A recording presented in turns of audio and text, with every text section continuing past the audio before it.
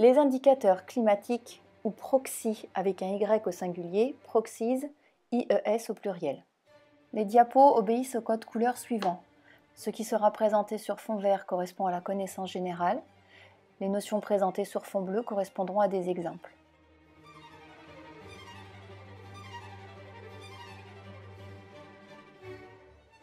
Les proxys sont des phénomènes physiques, chimiques ou biologiques sensibles à l'évolution de la température, de l'humidité, de la composition atmosphérique ou de tout autre élément du climat.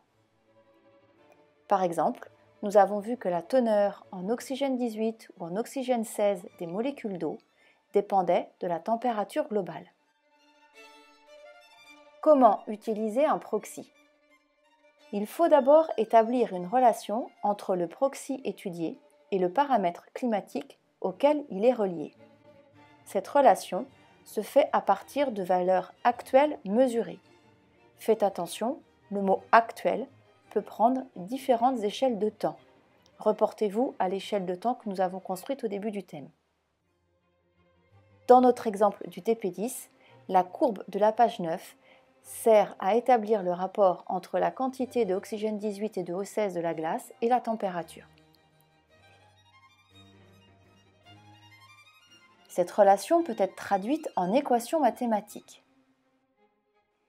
Vous avez traduit la courbe de la page 9 en équation mathématique. Avec l'utilisation d'un proxy ancien ou fossile, qui peut avoir de quelques années à quelques milliards d'années, en appliquant la relation mathématique, il sera possible d'estimer une valeur du paramètre climatique relié à ce proxy. Par exemple, pour une glace d'âge de plusieurs centaines de milliers d'années, avec un delta 18 connu, on pourra soit le reporter sur la courbe de la page 9 pour estimer la température, soit faire un calcul pour trouver la valeur de la température. Attention, notez que ces indicateurs présentent une incertitude, mais permettent de déterminer une tendance. Il est alors indispensable de recouper les déductions faites par plusieurs indicateurs proxy pour confirmer les déductions.